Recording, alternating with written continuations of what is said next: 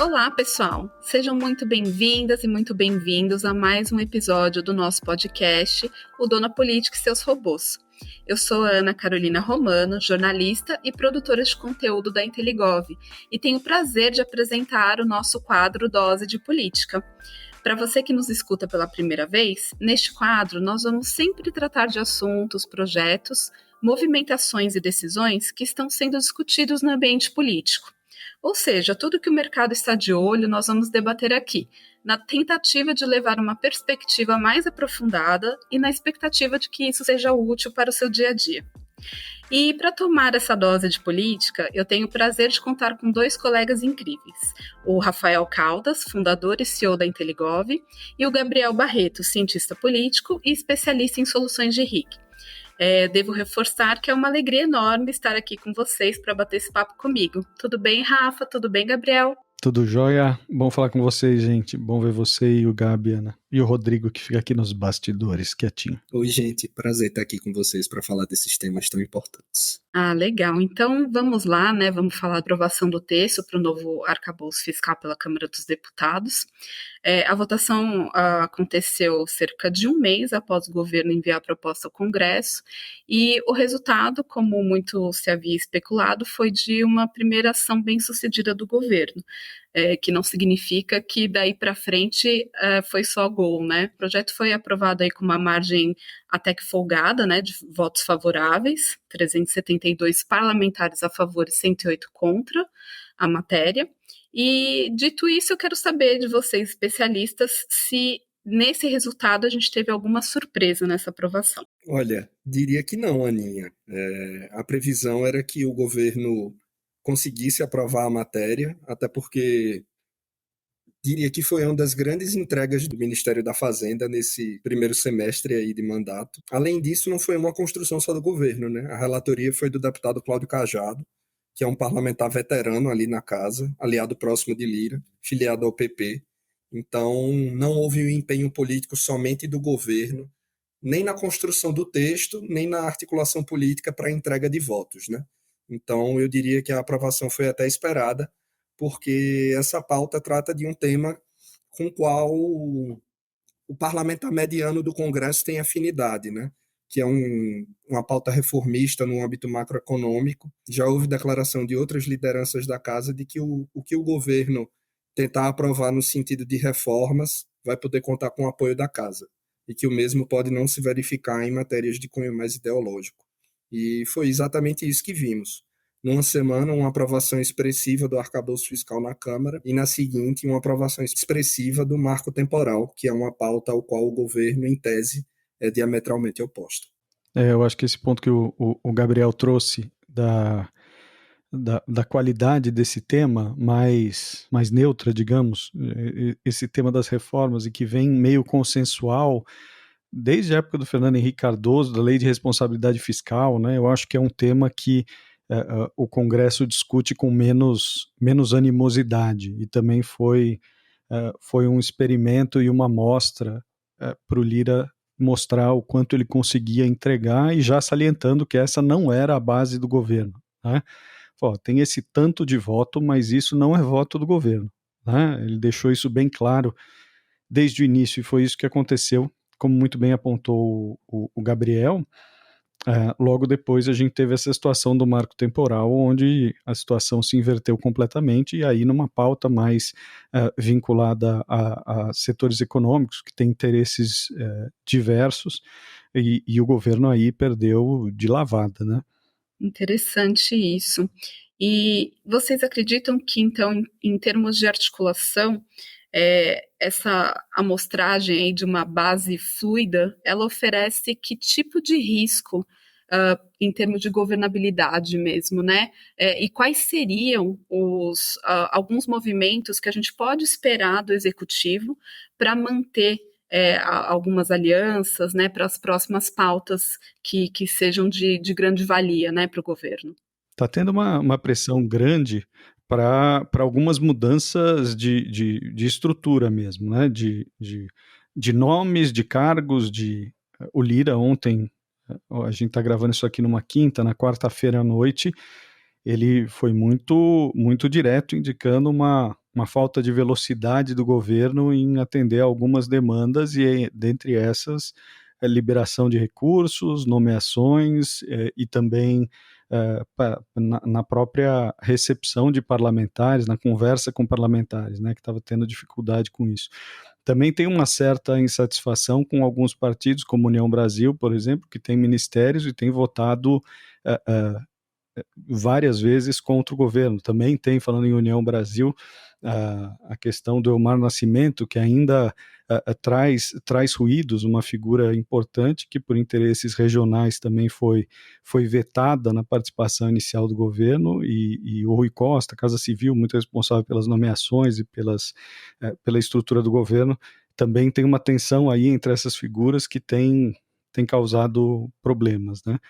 Então, não sei se vai ser exatamente agora que vão mexer nas pessoas, vão mexer nos nomes, mas tem uma pressão para isso, e indo nesse caminho de um presidencialismo de coalizão que se acomoda, né? A gente saiu daquele modelo de cargos para o modelo de liberação de emendas, e eu acho que a tensão está ficando cada vez maior e cada vez mais a resolução vai ter que ocorrer, né? A gente está muito no começo do governo, criando uma tensão quase nos níveis já de exagerando aqui, mas quase nos níveis já de Eduardo Cunha e Dilma, né? A gente tem a fala do Lira ontem foi muito enfática de que era a última chance do governo e que o governo teria que andar com as próprias pernas. Então, eu acho que a gente tem muito no início do governo, ainda não deu nem 6 meses, uma situação de tensão que vai demandar mexer muitas peças aí para a coisa se resolver, e se resolver de um jeito que você também não elimine a sua capacidade de governar, né? Vai ser, também não acho que Lula e o seu governo tenham essa intenção de abrir mão facilmente de ter a batuta e indicar alguns caminhos, né? Então vai ser um caminho difícil, mas Lula também é um bom negociador, né? Eu acho que ele se aproximando, a coisa tende a se resolver. Pensando ali na perspectiva da agenda do governo, né? Se essa construção de coalizão é instável, digamos assim, eu acho que isso coloca em risco o avanço do próprio projeto de governo. Porque, retomando o que eu falei no meu primeiro ponto, parece que o executivo pode contar com o apoio do Congresso quando se trata de pautas alinhadas aos interesses ali do grupo dominante na Câmara dos Deputados e no Senado, que, como eu falei, é numa perspectiva de reformas macroeconômicas e coisas assim.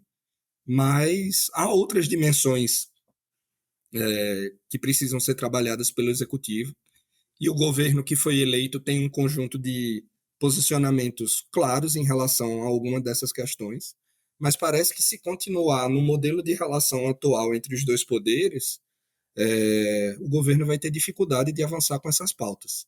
E aí, uma que eu destacaria aqui é a defesa do meio ambiente, né?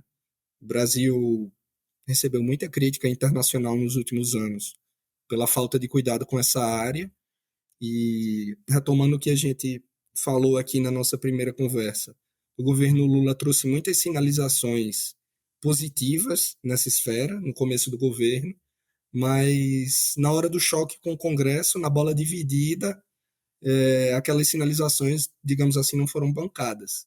Então, eu penso que se o modelo de relação entre os dois poderes não for aceitado, digamos assim, o governo corre risco de não conseguir implementar sua própria agenda, para além de questões macroeconômicas estruturantes, como limitação da despesa, ou, sei lá, investimentos e coisas assim. Sim, eu acho que essa pauta do meio ambiente seja talvez a mais relevante desse governo, né? Inclusive no aspecto internacional, como você trouxe, eu acho que o Lula foi tão bem recebido, e de fato foi pela comunidade internacional logo depois de eleito, muito por conta dessa pauta, né? Que era uma pauta internacional e vem sendo conduzida por diversas nações. E o Lula e esse novo governo surgem como uma esperança de um novo enfoque para essa questão, né?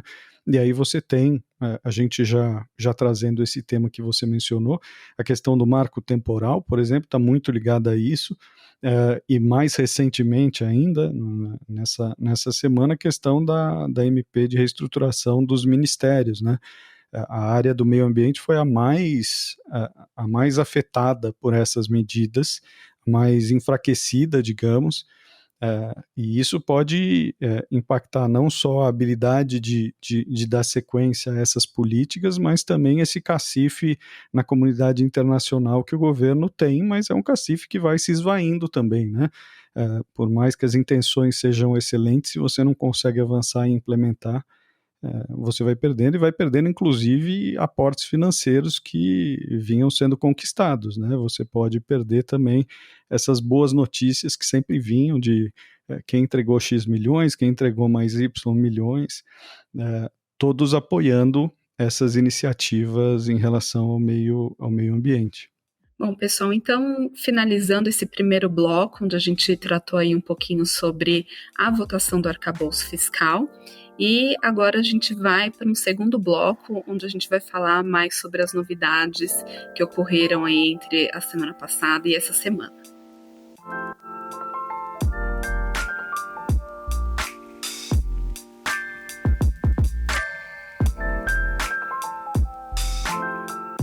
Legal, gente. Então, pensando na questão do marco temporal, né, como o Rafa citou, o que seria exatamente isso, né? Vocês podem explicar um pouquinho quais são as implicações, né, e o que a gente deve esperar desse cenário daqui para frente? Então, Ana, a questão do marco temporal basicamente se refere a definir exatamente qual a data, qual o tempo exato que a gente vai considerar para poder demarcar áreas indígenas, né? Então, puxei uma colinha, mas são reconhecidos aos índios sua organização social, costumes, línguas, crenças e tradições e os direitos originários sobre as terras que tradicionalmente ocupam.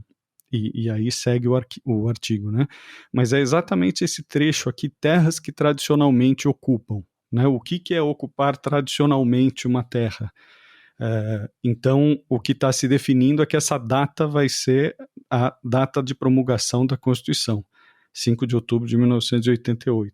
Né? Então, essa é a data limite ao corte, ao marco temporal, para você considerar que alguma comunidade indígena estava ocupando tradicionalmente um território. Então, se ele foi ocupado posteriormente, você não considera uma ocupação tradicional, e, portanto, você não teria direito à demarcação e assim por diante, né?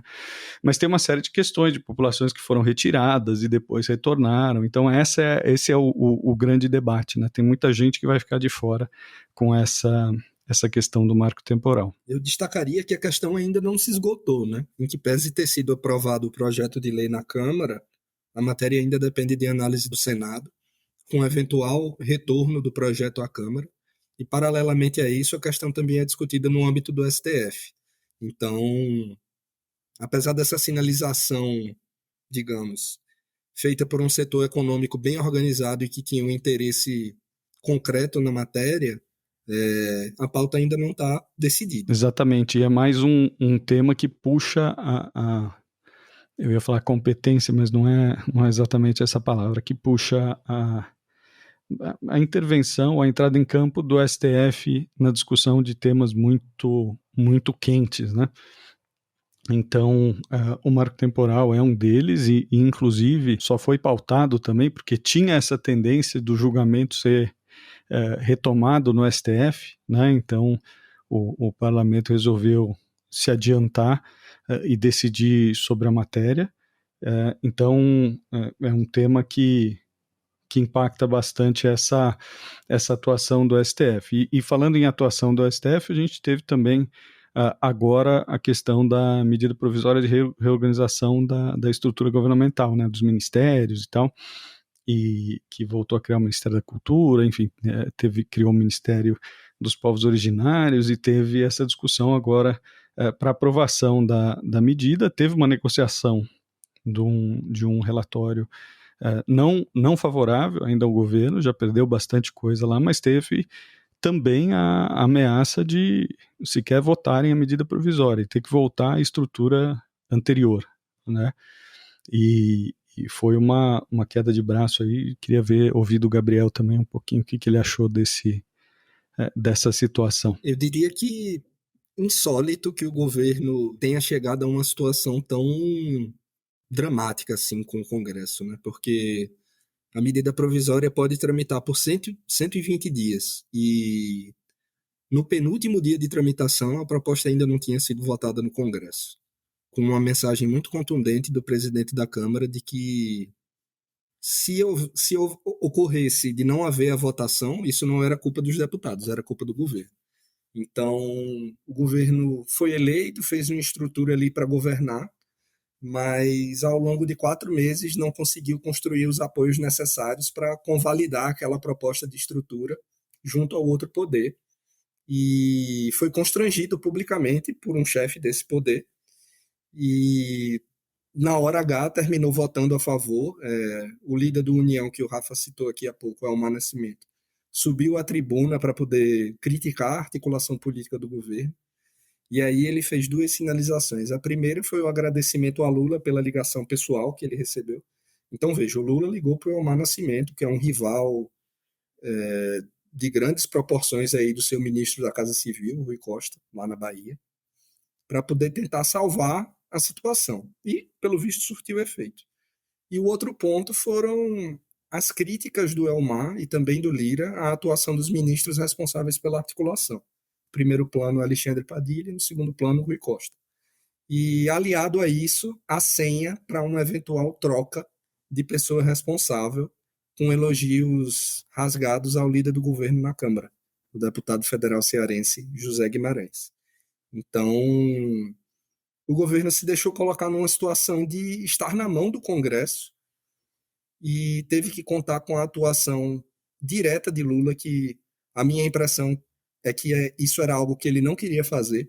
Ele preferia se focar em outras questões do mandato e delegar a relação com o Congresso para outros atores. Mas o que a gente verificou na realidade é que esse arranjo não está funcionando muito bem. Muito bem apontado essa fala do Nascimento e também essa menção que repetiu uma menção do Lira também elogiosa sobre o líder do governo, né? Então tá muito claro isso. Olha, tem um problema com Padilha, com Rui Costa, especialmente com Rui Costa, né? Na minha leitura, pelo menos, é como se falassem que o Rui Costa é um problemão, uma grande pedra no sapato. O Padilha não está conseguindo fazer nada e o Zé Guimarães é quem está carregando o piano todo, né? Então, isso foi repetido algumas vezes, né? Que o líder do governo é quem está conseguindo realizar os trabalhos por lá.